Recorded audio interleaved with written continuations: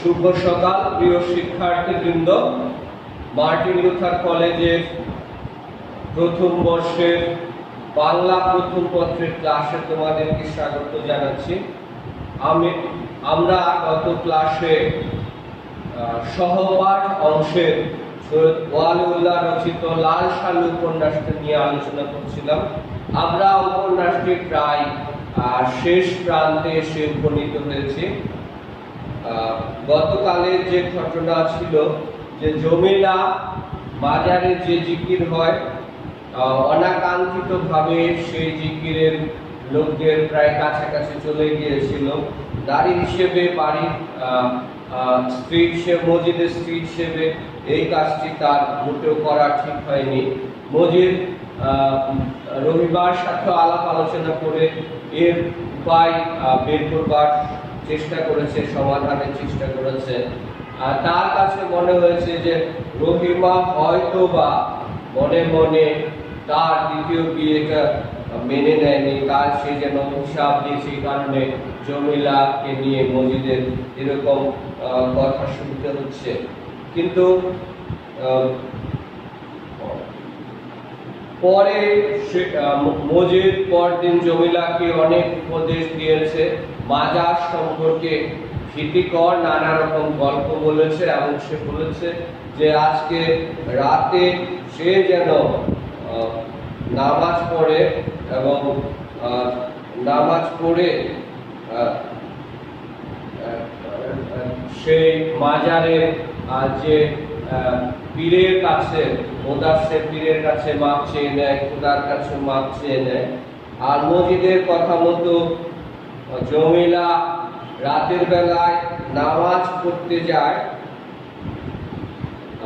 কিন্তু মজিদ এবং রহিমা খুব খুশি হয়েছিল এই ভেবে যে মেয়েটা হয়তো মনোভাব পরিবর্তন হচ্ছে, সে হয়তো আস্তে আস্তে ভালো হবে, সে মসজিদের বসে আসবে, তাদের কথা শুনবে। কিন্তু একটা বিপরীত ঘটনা ঘটে গেল। মজিদ এবং রহিমা তারা দুজন পারিবারিক সাংসারিক নানা কথাবার্তা বলছিল এবং এই কথাবার্তার পরে ধীরে ধীরে মজিদ ওঠে ও ঘরে গিয়ে দেখে জায় নামাজের উপর জমিলা সিজদা দিয়ে আছে। এক্ষুনি উঠবে এই অপেক্ষায় কয়েক মুহূর্ত দাঁড়িয়ে থাকে মজিদ। জমিলা কিন্তু ওঠে না। মজিদ ভেবেছিল যে জমিলা নামাজ পড়ছে, জায় নামাজের উপর সিজদা দিয়ে আছে, একটু পরে উঠবে, তারপর আবার সে নামাজ পড়বে, এরকম একটা অবস্থা। কিন্তু জমিলা যে সিজদা দিয়ে আছে তো আছে, আর ওঠে না। ব্যাপারটা বুঝতে এক মুহূর্ত বিলম্ব হয় না মজিদের। নামাজ পড়তে পড়তে সিজদায় গিয়ে হঠাৎ সে ঘুমিয়ে পড়েছে। দস্যুর মতো আচমকা এসেছে সে ঘুম, এক পলকের মধ্যে কাবু করে ফেলেছে তাকে। মজিদ ব্যাপারটা বুঝতে এক মুহূর্ত দেরি হয় না। মজিদ বুঝতে পারে যে নামাজ পড়তে পড়তেই অসচেতনতার কারণে হঠাৎ করে জমিলা ঘুমিয়ে পড়েছে, আর ঘুমটা যেন দস্যুর মতো এসেছে এবং আচমকা এক পলকে তাকে কাবু করে ফেলেছে। কয়েক মুহূর্ত চুপচাপ দাঁড়িয়ে থাকে মজিদ, বুঝে না কি করবে। তারপর সহসা আবার সে চিনচেনে ক্রোধ তার মাথাকে উত্তপ্ত করতে থাকে। নামাজ পড়তে পড়তে যার ঘুম এসেছে তার মনে ভয় নাই, এ কথা স্পষ্ট।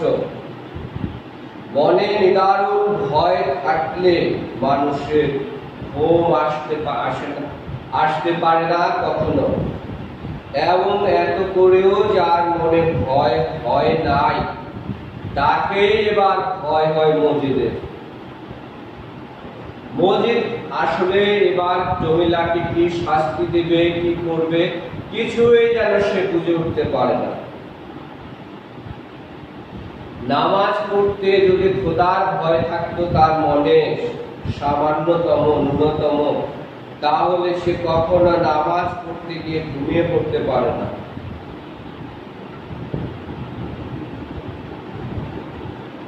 কারণ মজিদ এটা খুব ভালো করেই জানে যে মনে যদি অনেক বেশি ভয় থাকে তাহলে সে মানুষটি কখনো নামাজ পড়তে গিয়ে খোদার প্রতি ভয় থাকলে, বাজারের প্রতি ভয় থাকলে, মুদাসসির পীরের প্রতি ভয় থাকলে সে কিছুতেই নামাজ পড়তে গিয়ে ঘুমিয়ে পড়তে পারত না।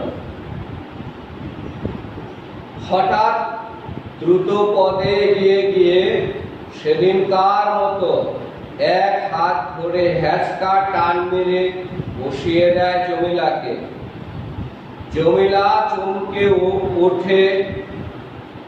উঠে তাকায় মজিদের পানে। হঠাৎ করে খুব দ্রুত কাছে গিয়ে হ্যাঁচকা এক টান মেরে জমিলাকে মজিদ বসিয়ে দেয়। জমিলা এবার মজিদের পানে তাকায়।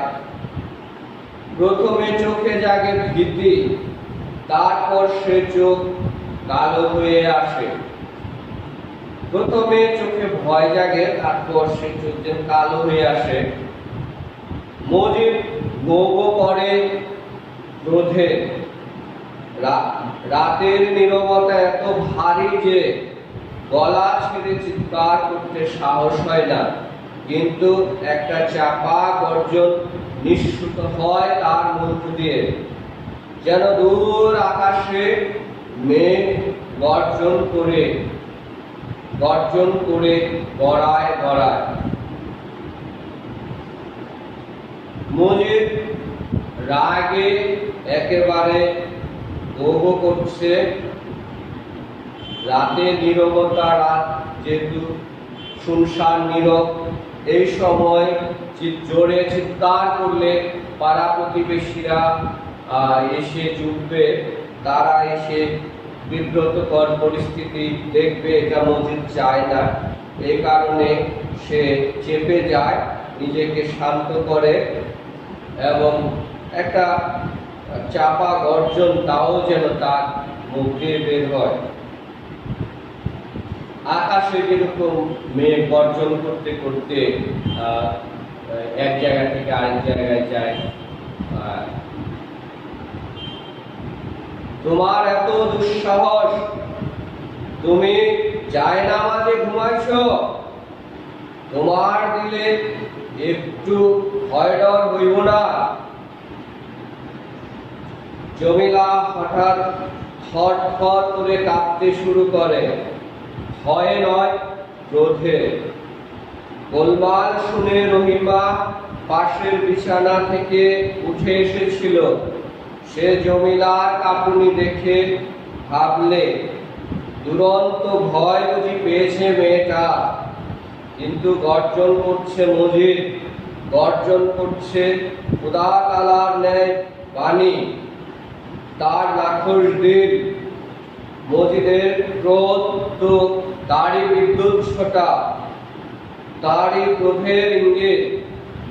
কি আর বলবে রহিমা? নিদারুণ ভয়ে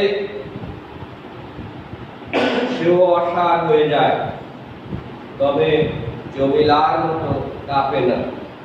জমিলা ক্রোধে রাগে কাঁপতে শুরু করে, সে ভয়ে নয়। আর গোলমাল শুনে পাশের বিছানা থেকে রহিমা আসে। সে এসে দেখে জমিলাও কাঁপছে থরথর করে। প্রথমে ভেবেছিল যে জমিলা হয়তো ভয় পেয়েছে, ভীষণ ভয় পেয়ে কাঁপছে, কিন্তু পরে সে বুঝতে পারলো যে মজিদও গর্জন করছে।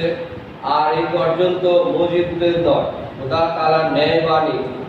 আর এই গর্জন তো সেই বাজারে ঘুমিয়ে আছেন তিনি নাখোশ হয়েছেন। বাক্যবান নিষ্ফল দেখে আরেকটা হেঁচকা টান দেয় মজিদ। শোয়া থেকে আচমকা একটা টানে যে উঠে বসেছিল তাকে তেমনি একটা টান দিয়ে দাঁড় করাতে ব্যাগ পেতে হয় না। বরঞ্চ কিছু বুঝে উঠবার আগেই জমিলা সুস্থির হয়ে দাঁড়ালো এবং কাঁপতে থাকা ঠোঁটকে উপেক্ষা করে শান্ত দৃষ্টিতে একবার নিজের ডান হাতের কবজির পানে তাকালো। হয়তো ব্যথা পেয়েছে, কিন্তু ব্যথার স্থান শুধু দেখলো, তাতে হাত বুলালো না। বুলাবার ইচ্ছা থাকলেও অবসর পেল না, কারণ আরেকটা হ্যাঁচকা টান দিয়ে মজিদ তাকে নিয়ে চললো বাইরের দিকে। মজিদ ধমকাধমকি করছে, জমিলা যেন শুনছে না, তাতে তার কোনো রকম খেয়াল নেই, সে যেন তোয়াক্কাই করছে না। এরপরে রেগে গিয়ে মজিদ আবার আরেকটা হ্যাঁচকা টান দিয়ে দাঁড় করিয়ে দিল। জমিলার মধ্যে ভয় ভীতি কোনো কিছুই যেন কাজ করছে না। মজিদ যে হাতে ডান হাতে কবজিতে ধরে তাকে হ্যাঁচকা টান দিয়ে দাঁড় করিয়েছে বসিয়েছে, সেই হাতটা শুধু একবার দেখে নিল। হয়তো ব্যথা করছে, কিন্তু হাত বুলালো না। আর হাত বুলানোর ইচ্ছা থাকলেও সময়ও পেল না, সুযোগও পেল না। এর মাঝখানে আরেকটা হ্যাঁচকা টান মেরে মজিদ তাকে নিয়ে চললো বাইরের দিকে। উঠানটা তখনও পেরোয়নি। বিভ্রান্ত জমিলা হঠাৎ বুঝলে কোথায় সে যাচ্ছে। মজিদ তাকে মাজারে নিয়ে যাচ্ছে। তারাবির নামাজ পড়ে মাজারে গিয়ে মাপ চাইতে হবে, সে কথা মজিদ আগেই বলেছিল, এবং সেই থেকে একটা ভয় উঠেছিল জমিলার মনে। মাজারের ত্রিসীমানায় আজ পর্যন্ত ঘেঁষে নিষে। সকালে আজ মজিদ যে গল্পটা বলছিল, তারপর থেকে মাজারের প্রতি ভয়টা আরো ঘনীভূত হয়েছে। জমিলা একটা পর্যায়ে বুঝতে পারলো যে তাকে আসলে মাজারে নিয়ে যাওয়া হচ্ছে, আর এই মাজার সম্পর্কে একটা ভয়াবহ ভীতিকর একটা মিথ্যে গল্প মজিদ আজকে তাকে বলেছে। আর সেই গল্প শোনার পরে থেকেই মাজারের প্রতি ভয়টা তার বেড়েছে। বিয়ের পরে মজিদের বাড়িতে আসবার পরে সে কখনো মাজারের ত্রিসীমানায় সে যায়নি। মাঝ উঠানে হঠাৎ বেঁকে বসলো জমিলা। মজিদের টানে স্রোতে ভাষা তৃণখণ্ডের মতো ভেসে যাচ্ছিল। এখন সে সমস্ত শক্তি সংযোগ করে মজিদের বজ্র মুষ্টি হতে নিজের হাতটা ছাড়িয়ে নেবার চেষ্টা করল। জমিলা হঠাৎ করে যেন বেঁকে বসল। মজিদের টানে আগে তৃণখণ্ডের মতোই ভেসে যাচ্ছিল, কোনো শক্তি প্রয়োগ টেনে নিয়ে যেতে হচ্ছিল না মেয়েটা, কিন্তু হঠাৎ করে যেন সে তার সমস্ত শক্তি সংযোগ করে নিজের হাতটা মজিদের সেই বজ্র মুষ্টি থেকে ছাড়ানোর চেষ্টা করলো। অনেক চেষ্টা করেও হাত যখন ছাড়াতে পারল না, তখন সে অদ্ভুত একটা কাণ্ড করে বসল। হঠাৎ সিধা হয়ে মজিদের বুকের কাছে এসে পিচ করে তার মুখে থুথু নিক্ষেপ করল। জমিলা তার সমস্ত শক্তি দিয়ে যখন মজিদের হাত থেকে নিজেকে ছাড়াতে পারল না, রক্ষা পেল না, তখন সে একটা অদ্ভুত কাণ্ড করে বসল। হঠাৎ করে সে সোজা হয়ে মজিদের বুকের কাছে এসে তার মুখের মধ্যে পিচ করে থুতু ছুঁড়ে মারল, নিক্ষেপ করল। পেছনে পেছনে রহিমা আসছিল কম্পিত বুক নিয়ে। আবছা অন্ধকারে ব্যাপারটা ঠিক ধরতে পারল না। এও বুঝল না মজিদ অমন বজ্রাহত মানুষের মতো ঠায় দাঁড়িয়ে আছে কেন। কিছু না বুঝিয়ে সে কূপের কাছে আঁচল শক্ত করে ধরে থ হয়ে দাঁড়িয়ে রইল। ঘটনার ঘন ঘটা একটার পর একটা নানা ঘটনা ঘটছে, কি হয় না হয়।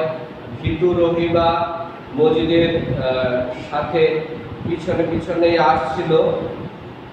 হঠাৎ করে সে বুঝবার আগে হঠাৎ করে মজিদ যেন একেবারে ঠাটা পড়া মানুষের মতো, বজ্রাহত মানুষের মতো যেন দাঁড়িয়ে গেল, হঠাৎ করে থমকে দাঁড়িয়ে গেল।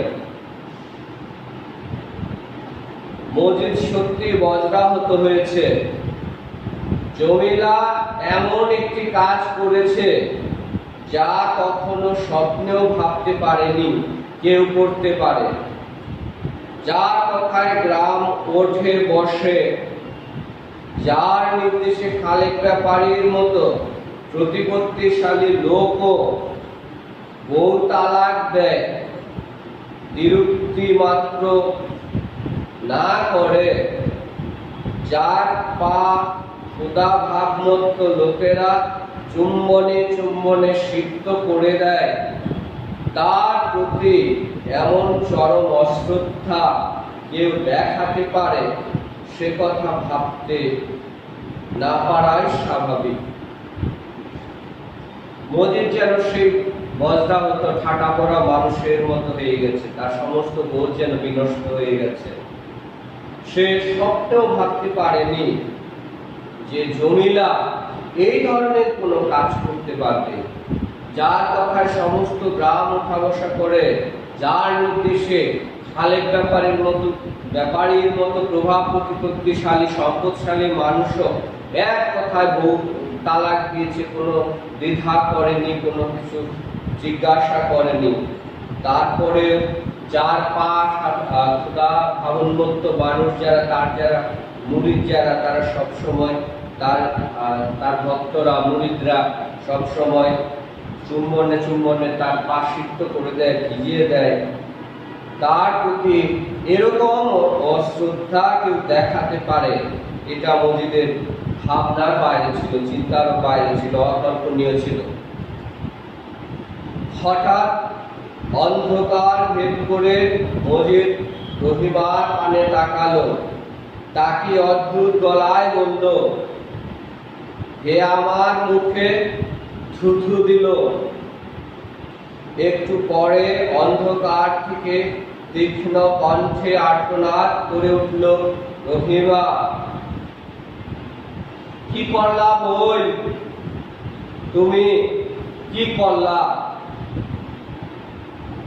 তার আর্তনাদে কি ছিল কে জানে।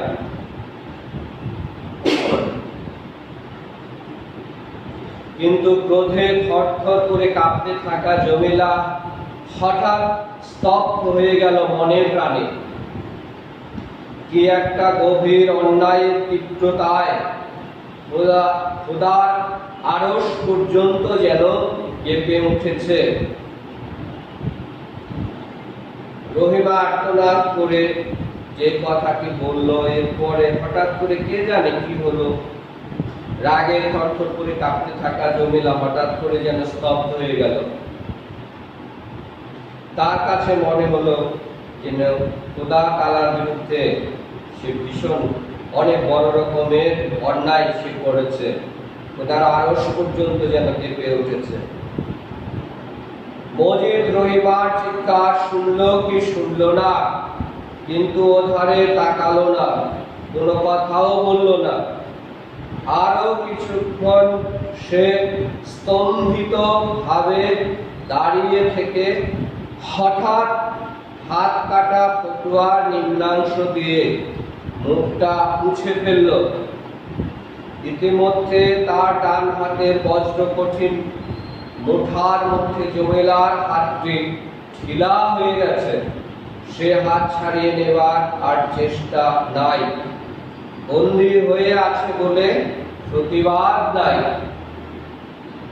মজিদ এক পর্যায়ে অবশেষে সম্বিত ফিরে পেল এবং সে তার ফতুয়ার নিম্নাংশ দিয়ে সে তার মুখের থুতু মুছে নিল। জমিলাকে সে ধরে আছে হাত দিয়ে। তার হাতের লইট্টা মাছের মতো হাড়গোড়হীন তুলতুলে নরম ভাব দেখে মজিদ অসতর্ক হবার কোনো কারণ দেখল না। সে নিজের বজ্র মুষ্টিকে আরো কঠিনতর করে তুলল। তারপর হঠাৎ দুপা এগিয়ে এসে এক নিমেষে তাকে পাঁজাকুল করে শূন্যে তুলে আবার দ্রুত পায়ে হাঁটতে লাগলো বাইরের দিকে। ভেবেছিল হাত পা ছোড়াছুড়ি করবে জমিলা, কিন্তু তার ক্ষুদ্র অপরিণত দেহটা নেতিয়ে পড়ে থাকলো মজিদের অর্ধচক্রাকারে প্রসারিত দুই বাহুতে।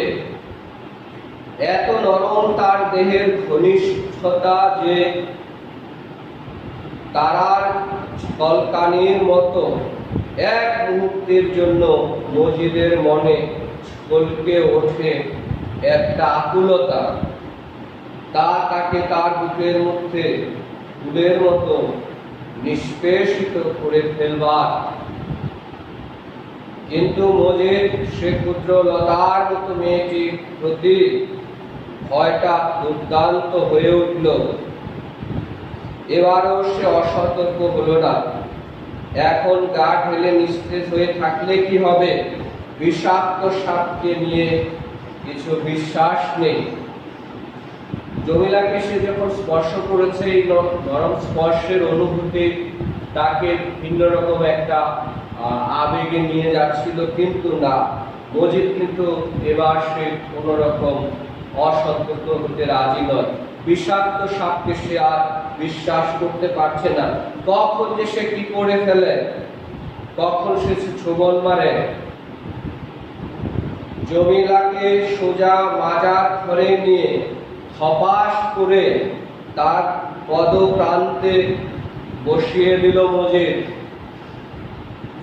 ঘর অন্ধকার, বাইরে থেকে আকাশের যে অতি ম্লান আলো আসে তা মাজার ঘরের দরজাটিকে কেবল রেখায়িত করে রাখে। এখানে সে আলো পৌঁছায় না। এখানে যেন মৃত্যুর আর ভিন্ন অপরিচিত দুনিয়ার অন্ধকার। সে অন্ধকারে সূর্য নেই, চাঁদ তারা নেই, মানুষের কুপি লণ্ঠন বা চমকের পাথর নেই। খুন হওয়া মানুষের তীক্ষ্ণ আর্তনাদ শুনে অন্ধের চোখে দৃষ্টির জন্য যে তীব্র ব্যাকুলতা জাগে, তেমনি একটা ব্যাকুলতা জাগে অন্ধকারের গ্রাসে জ্যোতিহীন জমিলার চোখে। কিন্তু সে দেখে না কিছু, কেবল মনে হয় চোখের সামনে অন্ধকারই যেন অধিকতর গাঢ় হয়ে রয়েছে। জমিলাকে সোজা মাজার ঘরে নিয়ে তার পদপ্রান্তে মজিদ বসিয়ে দিল। ঘরটা অন্ধকার, বাইরে থেকে যে সামান্য আলো যায় সেটা দরজার সামনে একটু আলো হয়। সম্পূর্ণ ঘরে সে আলো পৌঁছতে পারে না। ভিতরটা যেন এক ধরনের অন্ধকার, অপরিচিত মৃত্যুর এক ধরনের অন্ধকার। সূর্যের আলো, মানুষের তৈরি লণ্ঠন, বাতি, কুপি, এগুলোর আলো সেখানে নেই। তারপর হঠাৎ যেন ঝড় ওঠে, অদ্ভুত ক্ষিপ্রতায় ও দুরন্ত বাতাসের মতো বিভিন্ন সুরে মজিদ দোয়া দরুদ পড়তে শুরু করে। বাইরে আকাশ নীরব, কিন্তু ওর কণ্ঠে জেগে ওঠে দুনিয়ার যত অশান্তি আর মরণ ভীতি, সর্বনাশা ধ্বংস থেকে বাঁচবার তীব্র বিপুলতা। তারপর হঠাৎ করেই যেন ঝড় ওঠে। মজিদ অত্যন্ত ক্ষিপ্রতায় দুরন্ত বাতাসের মতো দোয়া দরুদ পড়তে থাকে। মজিদের কণ্ঠ থামে না। জমিলা স্তব্ধ হয়ে বসে তাকিয়ে থাকে সামনের দিকে। মাছের পিঠের মতো একটা ঘনবর্ণ স্তূপ রেখায়িত হয়ে ওঠে সামনে। বাজারের অস্পষ্ট চেহারার দিকে তাকিয়ে তাকিয়ে জমিলার ভীত চঞ্চল মনটা স্থির হয়ে এসেছে। এমনি সময়ে বুক ফাটা কণ্ঠে মজিদ হো হো করে উঠল। তার দুঃখের তীক্ষ্ণতার সে কি ধার! অন্ধকারকে যেন ঝিরঝির করে দুফাক করে দিল। সভয়ে চমকে ওঠে জমিলা, তাকালো স্বামীর পানে। মজিদের কণ্ঠে তখন তার আবার দোয়া দরুদের ঝড় জেগেছে, আর ঝড়ের মুখে পড়া ক্ষুদ্র পল্লবের মতো ঘূর্ণায়মান তার অশান্ত ভ্রান্ত চোখ। মজিদ আজকে তার দুঃখের পেয়ালা যে উজাড় করে দিয়েছে বাজারে এসে। সে দোয়া দরুদ করছে, মাঝখানে খিলখিল করে হো করে কণ্ঠে হো হো করে উঠছে। আর এই হো শব্দ, এই দোয়া দরুদের শব্দে হঠাৎ করেই যেন সমস্ত অন্ধকার দূর হয়ে গেছে, অন্ধকারকে চিরে দুভাগ করে দিয়েছে। আর হঠাৎ করে জমিলাও চমকে উঠেছে। চমকে উঠে কি তার স্বামীর দিকে তাকিয়ে দেখলো মজিদ আবার দোয়া দরুদ, তার কণ্ঠে আবার দোয়া দরুদের ঝড় উঠেছে। একটু পরে হঠাৎ জমিলা আর্তনাদ করে উঠল। আওয়াজটা জোরালো নয়, কারণ একটা প্রচন্ড ভীতি তার গলা দিয়ে যেন আস্ত হাত ঝুঁকিয়ে দিয়েছে। তারপর সে চুপ করে গেল। কিন্তু ঝড়ের শেষ নেই, ওঠা নামা আছে, দিক পরিবর্তন আছে, শেষ নেই। এবং শেষ নেই বলে মানুষের আশ্বাসের ভরসা নেই। জমিলা সেই মাজারের মধ্যে হঠাৎ করে তার মধ্যে প্রচন্ড ভাবে ভয় জেগে উঠল। মনে হলো তার শ্বাস প্রশ্বাস যেন বন্ধ হয়ে যাচ্ছে, গলাটা যেন বন্ধ হয়ে যাচ্ছে। ধা করে জমিলা উঠে দাঁড়ালো, কিন্তু মজিদও ক্ষিপ্র ভাবে উঠে দাঁড়ালো। জমিলা দেখল পথ বন্ধ।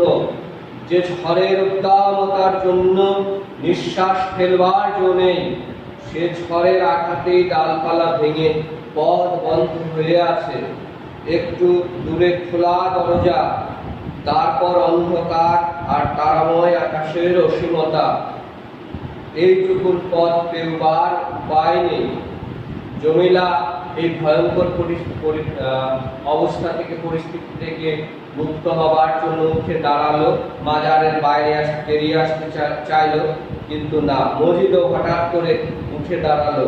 সে জমিলার পথ আটকে দিল। জমিলাকে বসিয়ে কিছুক্ষণের জন্য দোয়া দরুদ পড়া বন্ধ করে মজিদ। এই সময় সে বলে, দেখো, আমি যেইভাবে বলি সেইভাবে করো। আমার হাত হইতে দুষ্ট আত্মা, ভূত প্রেত রক্ষা পায় নাই। এই দুনিয়ার মানুষেরা যেমন আমারে ভয় করে শ্রদ্ধা করে, তেমনি ভয় করে শ্রদ্ধা করে অন্য দুনিয়ার জিনপরীরা। আমার মনে হইতেছে তোমার উপর কারো আছর আছে, না হইলে মাজার পাকের কোলে বৈশাও তোমার চোখে এখনো পানি আইল না কেন? কেন তোমার দিলে একটু পাশনির ভাব জাগলো না? কেনই বা মাজার পাক তোমার কাছে আগুনের মতো অসহ্য লাগতাছে? মজিদ এবার জমিলাকে বোঝানোর চেষ্টা করলো, বলবার চেষ্টা করলো যে মজিদের কাছে অলৌকিক যে ক্ষমতা রয়েছে, সেই ক্ষমতা দিয়ে সে দুষ্ট আত্মা, ভূত প্রেত জিন পরি সবাইকে সে ছাড়াতে পারে। সবাই তাকে, দুনিয়ার মানুষরা যেমন তাকে ভয় পায়, আবার দুনিয়ার জিন পরিরাও যেন তাকে ভয় পায়, ভূত প্রেতেরাও তাকে ভয় পায়। আর আরেকটা বিষয় মজিদ খেয়াল করেছে, তার মনে হচ্ছে জমিলার উপর কারো আছর আছে। আর এই কারণে মাজার পাকের কাছে আসার পরও জমিলার মনে কোনো ভয় নেই, ভীতি নেই, চোখে জল নেই, তার কৃতকর্মের জন্য কোনো অনুশোচনা নেই। এই বলে সে একটা দড়ি দিয়ে তাড়াতাড়ি একটা খুঁটির সঙ্গে জমিলার কোমর বাঁধলো। মাঝখানের দড়িটা ঢিলা রাখলো যাতে সে মাজারের পাশেই বসতে পারে। তারপর ভয়ে অসাড় হয়ে যাওয়া জমিলার দিকে শান্ত দৃষ্টিতে তাকিয়ে বলল, তোমার জন্য আমার মায়া হয়, তোমারে কষ্ট দিতেছি, তার জন্য দিলে কষ্ট হইতেছে। কিন্তু মানুষের ফোড়া হইলে সে ফোড়া ধারালো ছুরি দিয়া কাটতে হয়, জিনের আছর হইলে বেত দিয়া চাপকাইতে হয়, চোখে মরিচ দিতে হয়। কিন্তু তোমারে আমি সব করুম না, কারণ মাজার পাকের কাছে রাতের এক পহর থাকলে যতই নাছোড়বান্দা দুষ্টু আত্মা হোক না কেন, বাপ বাপ ডাক সারি পালাইও। তাই তুমি দেখবা দিলে তোমার খোদার ভয় আইছে, স্বামীর প্রতি ভক্তি আইছে, মনে আর শয়তানি নাই। মজিদ বলছে, তোমার জন্য আমারও ভীষণ মায়া আছে, দয়া মায়া আছে, মায়া আছে। তোমাকে আমি কষ্ট দিচ্ছি, এজন্য আমি নিজেও কষ্ট পাচ্ছি। কিন্তু একটা বিষয় তো সত্যি, যে মানুষের যদি ফোড়া হয়, বড় কোনো ঘা হয়, সেটা ছুরি দিয়ে, ধারালো ছুরি দিয়ে কাটতে হয়, উজবার করতে হয়, তাকে সুস্থ করতে হয়। এরকম কারো যদি জিনের ভূত-প্রেতের আছর হয়, তাকে বেত দিয়ে পিটিয়ে শায়েস্তা করতে হয়, চোখে মরিচ দিতে হয়।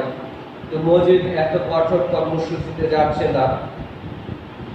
তার বিশ্বাস যে মাজার পাকের কাছে এক রাত থাকলে যতই দুষ্ট আত্মা, নাছোড়বান্দা, জিন, ভূত প্রেত জমিলার উপর ভর করুক না কেন, তারা সব বাপ ডেকে পালিয়ে যাবে।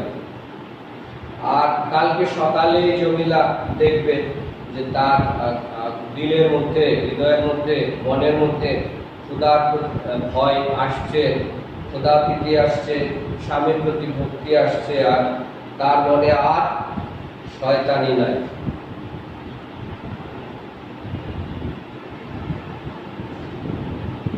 আজকে আমরা এই পর্যন্তই আলোচনা করলাম। আগামী ক্লাসেই উপন্যাসটা শেষ হয়ে যাবে। তোমরা বাসায় নিয়মিত পড়বে, তারপরে আমরা উপন্যাস শেষ করে এই উপন্যাসের যে বহু নির্বাচনী প্রশ্ন, সেগুলো নিয়ে আলোচনা করব। তোমাদের সবাইকে অনেক অনেক ধন্যবাদ জানিয়ে আজকের ক্লাস শেষ করছি।